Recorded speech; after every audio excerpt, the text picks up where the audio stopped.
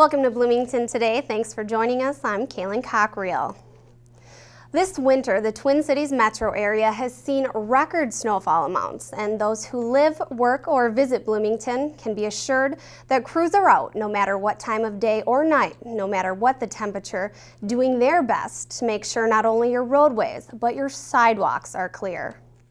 Hello, my name is Chris Thornburg. When it snows in Bloomington, my day starts at 3 a.m. and I'm a snowplow driver. When most Minnesotans are getting off the road during one of our many winter storms, Bloomington city staff in charge of snow cleanup are getting on. The large road plows aren't hard to miss, but what many people don't notice are the smaller tractors making their way around the more than 250 miles of sidewalks, ensuring they are cleared and able to be used. In our region, staying on top of snow cleanup is a busy job, but this winter has been especially difficult. The frequencies of the snowfalls have been hard to handle. We can't finish our routes before we have to go back and start over. So it's led to some frustration with residents that maybe don't understand our priority system. We begin the day of the storm by plowing the walking areas around our schools, and then we move into the higher traffic roads, busier streets. We have to complete all those before we move into the residential sidewalks and the paths within our parks. And if it snows again just a couple inches, we have to go back and start over with those first priorities around the schools before we even get to some of the other stuff. Crews first head out to plow the school zones and other high priority areas. Then they move into the residential areas. Dave lets us in on some new additions to the fleet of machines, hoping to make sidewalk cleanup that much more timely and efficient. Currently, we have 6 pieces of sidewalk equipment like the one behind me. In the next week or so, we're going to be adding 3 more, bringing the total to 9. That will allow us to get done much more quickly than we have in the past. The new machine additions are expected to help speed cleanup time, while other changes in the overall operation occurring in the last year will impact the quality of cleanup. Another change we made this year was to step away from using V-plows as much as we have in the past. They're faster and we're able to get more done, but with adding the equipment, we're now able to utilize the snow blowers, which in the end do a better job of cleaning the walks, although they take a little longer. The city snow removal team is continually brainstorming ways to increase productivity in snow cleanup. And what's asked of residents is patience as this work in progress continues. In order to increase the level of service in our sidewalk plowing operation, we've added quite a bit of equipment this year. That's meant that it's kind of been a work in progress. We've had to reevaluate our routes, reorganize the way we assign equipment, and we're refining that, and we will continue to do that throughout this season. The additional machines are expected to more than make up for the added time it takes to use the snow blowers rather than use the V-plows. One thing you can do to help make sidewalk snow removal more efficient is be mindful of where your garbage cans are placed. If they're in the sidewalk, the plows cannot get through without the driver actually physically getting out and moving them, adding extra time for them to get to their next route.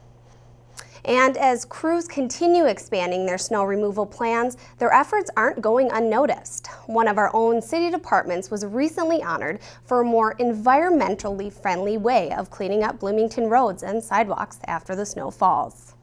The Freshwater Society has awarded Bloomington Public Works with an Environmental Leadership Award for its best practice in snow removal. Street maintenance employees Ken Frozing, Mike Callis, and Chris Frank were selected to receive certificates for their participation in developing the new snow program. Public Works proposed several changes to the snow and ice control program. The changes were approved by the City Council 2 years ago and has since resulted in the reduction of 5,000 tons of sand and salt applied to city streets. This in turn contributes to the protection of nearby bodies of water. And it may be winter, but this city amenity wants residents to know, although it's not golf season, they're still open for business. Although the grounds of Dewan Golf Course are minus the golfers and plus several inches of snow, staff at Dewan are busy working in the clubhouse and inviting everyone out to see what they have to offer during the winter months.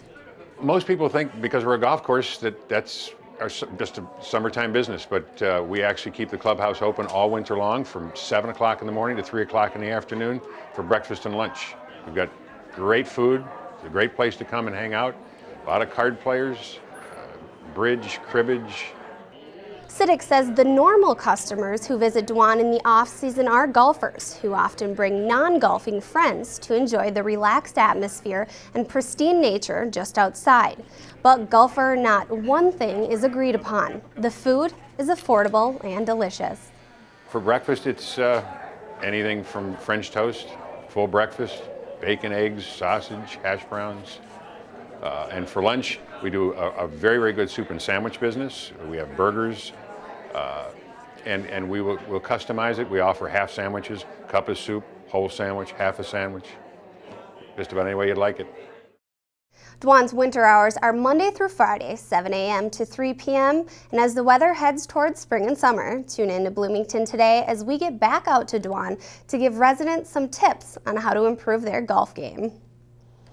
And the Bloomington Police Force needs your help. Members of the city's police department are taking the plunge into Prior Lake on February 17th to raise money for Special Olympics, and they need your donations. To help the cause, go to www.plungeminnesota.org. Click on Support a Plunger and type in Bloomington Police under team name. There are many ways to get involved. You can plunge, you can donate, or you can volunteer at the various plunge sites. As of February 8th, Bloomington officers are in second place in donation behind Brooklyn Center. This is the 14th year of the Minnesota Polar Plunge. The original Minnesota Jump was in 1998 at Como Lake in St. Paul. In 2005, 1,000 plungers raised $275,000. In 2008, Minnesota had 11 plunge locations, 3,500 participants, and raised $725,000. Last year, the plunge was held at 13 different locations, included more than 7,000 participants, and raised $1.4 million. Hopefully, the 2011 numbers surpass those phenomenal numbers from the past. And coming up after this short break, we're joined by public health specialist Ruth Tripp to give us some tips about how to make healthy living easier. Stay with us.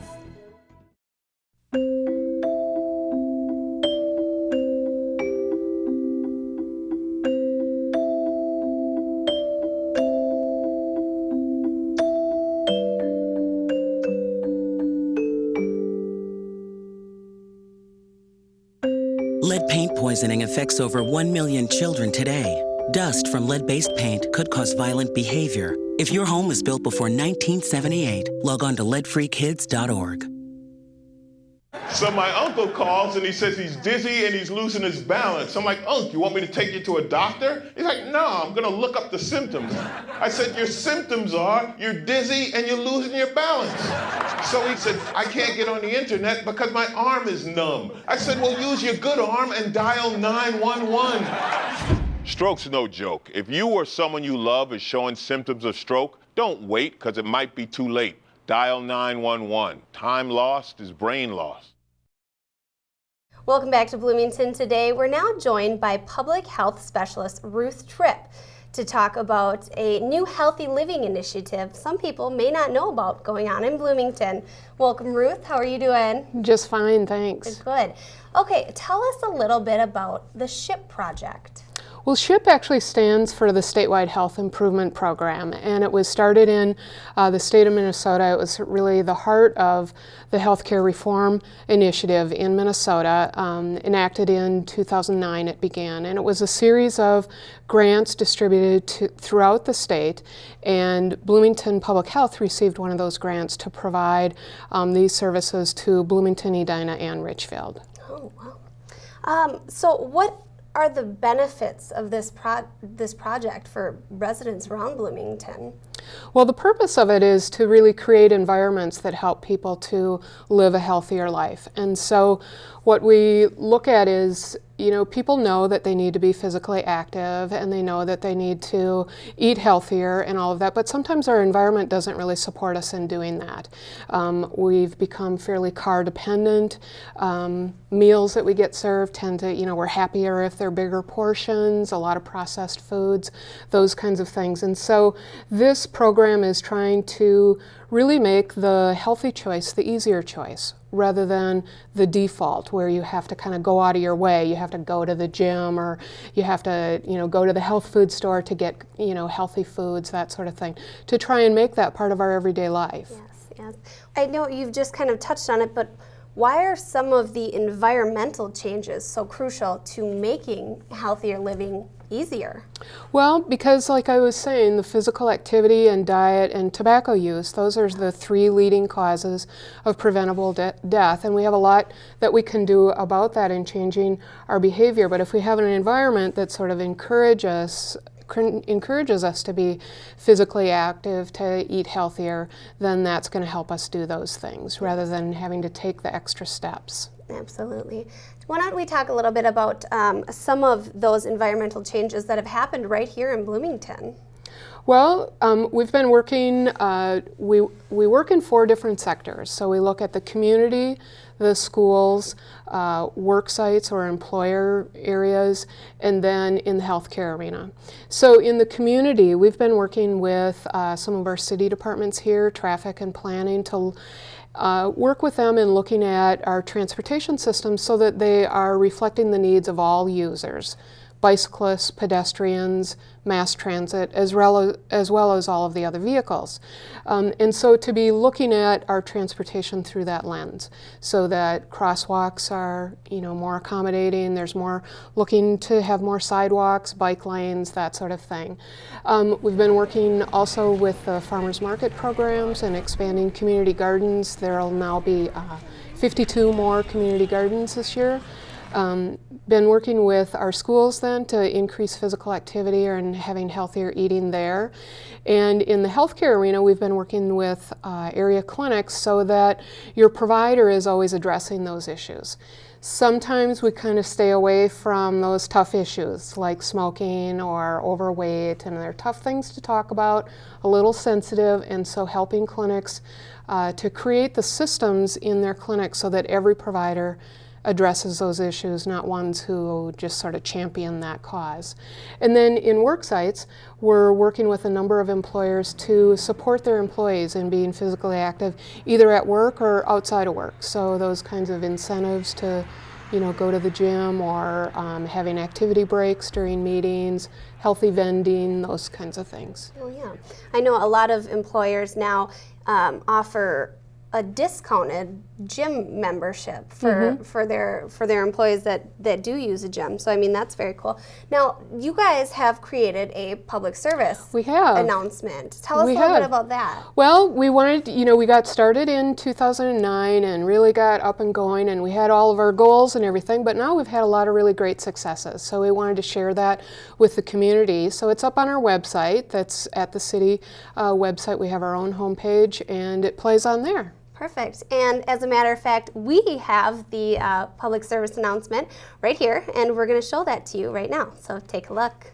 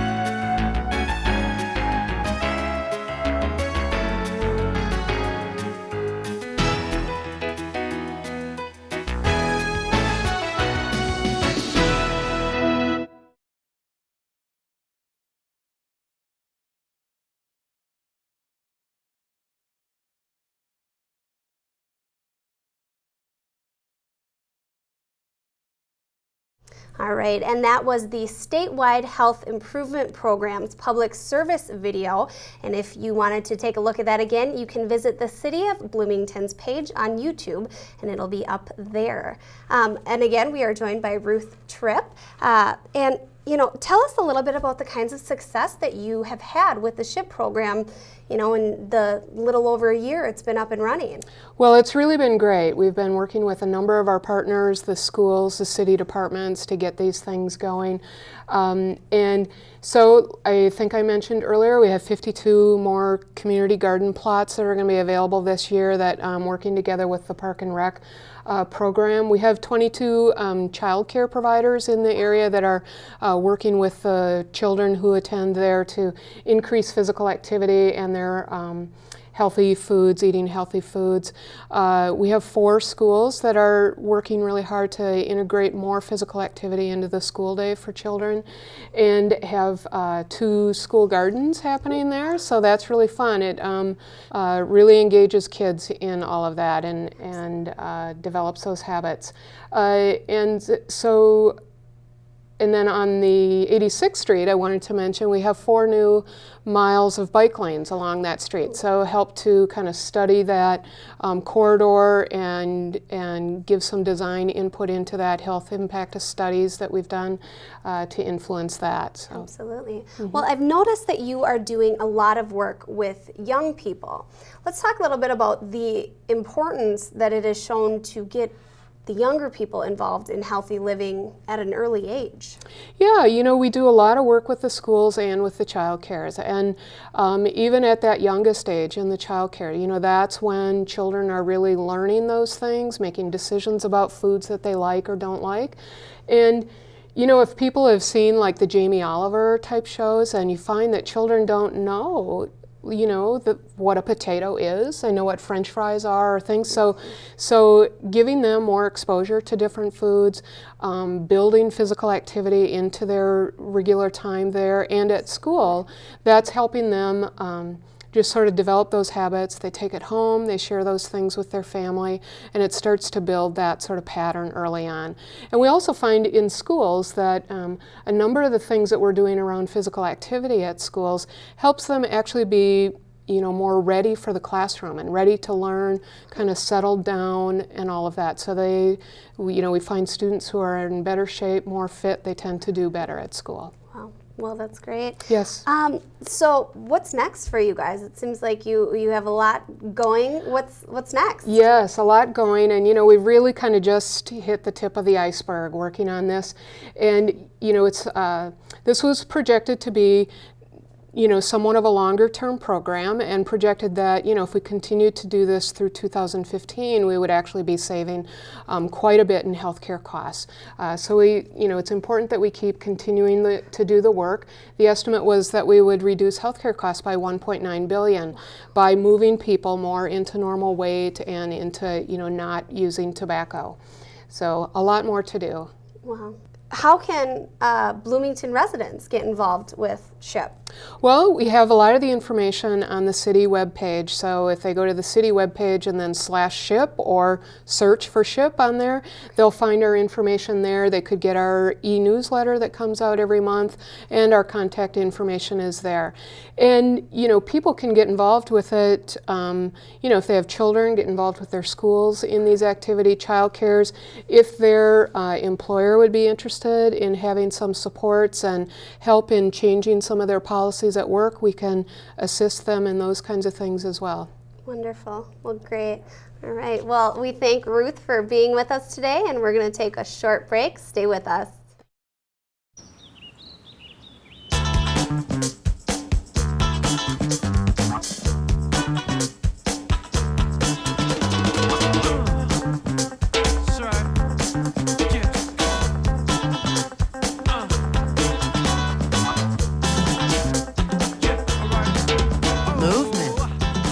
Weight loss, it's one of the many ways to fight osteoarthritis pain. For more information on managing pain, go to fightarthritispain.org. Thanks. You believe this guy? Are you trying to start a wildfire?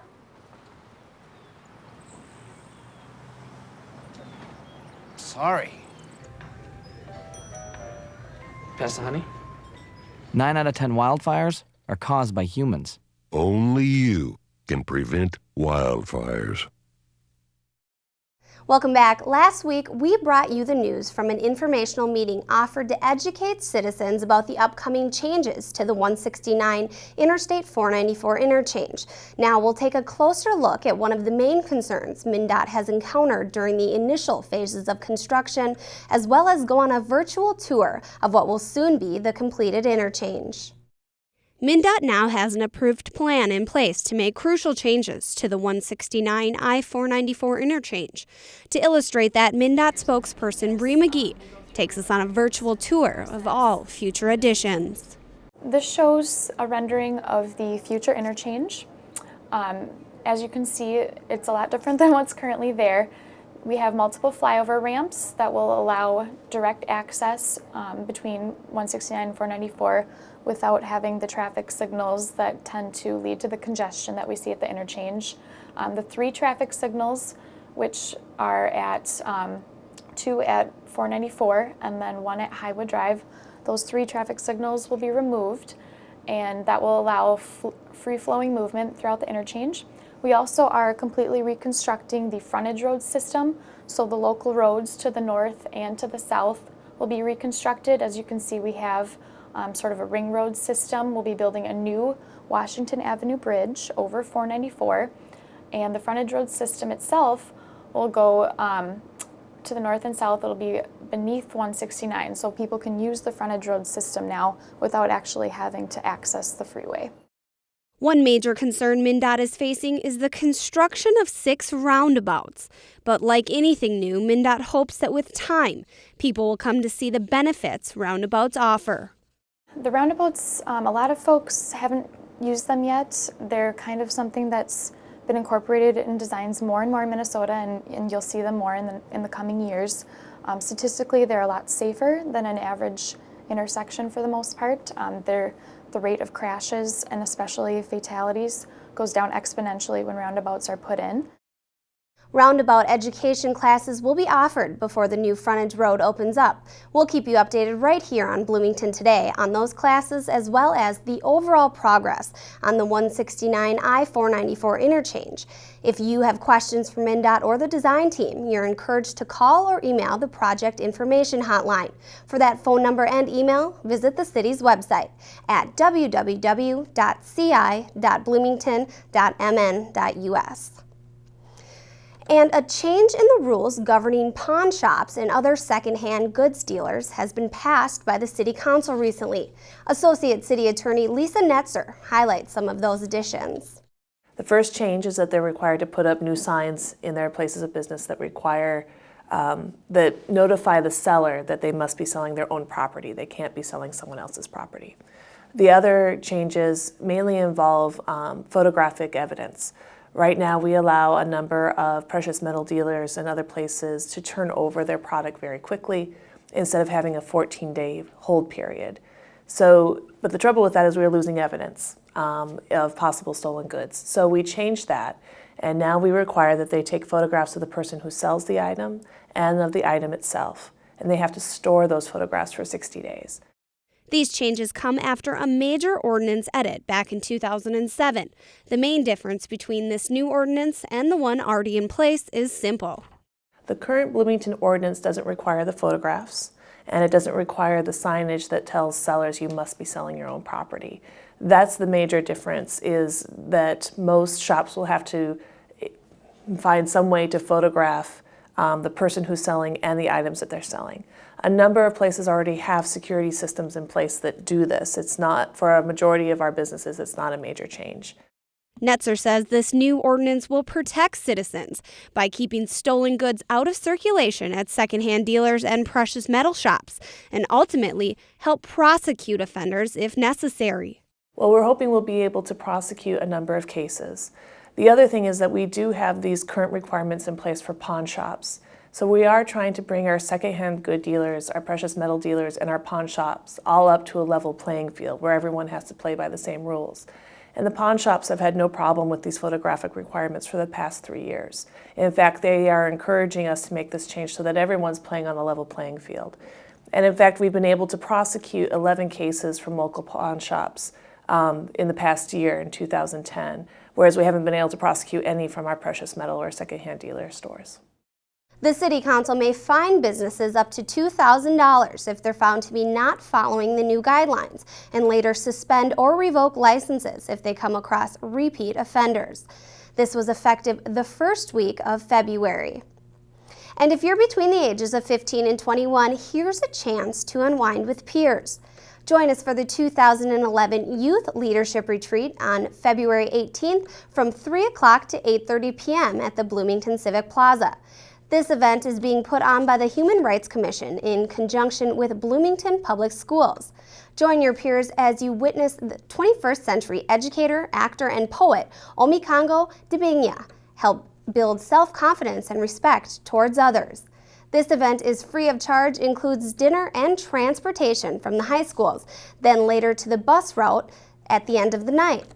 And earlier in the day at 9:30 a.m., a Black History Month march will take place beginning at the Bloomington Ice Gardens and moving along 98th Street to Normandale Community College. For more information on either event or to register, contact the Human Rights Division at 952-563-4948 or via email at humanrights@ci.bloomington.mn.us. And last week on Bloomington Today, we brought you exciting news of the city's social media initiative. As of the first week of February, the City of Bloomington now has presence on Facebook, Twitter, and YouTube. Several hundred people have already joined the initiative. You can too by becoming a fan or follower of the pages. This allows for daily city news and information updates to be sent directly to you wherever you may be communicating most. We encourage all of our viewers to join the initiative.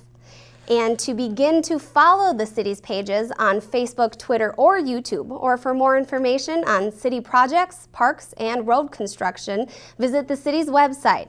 There you can see our full interview with public health specialist Ruth Tripp, as well as the entire show. That and so much more is online right now at www.ci.bloomington.mn.us. We'll do you even one better. Sign up for eSubscribe to have updates sent to your email or cell phone. This is Bloomington Today, a presentation of the City of Bloomington's Communication Division. Thanks for tuning in. I'm Kaylin Cockriel.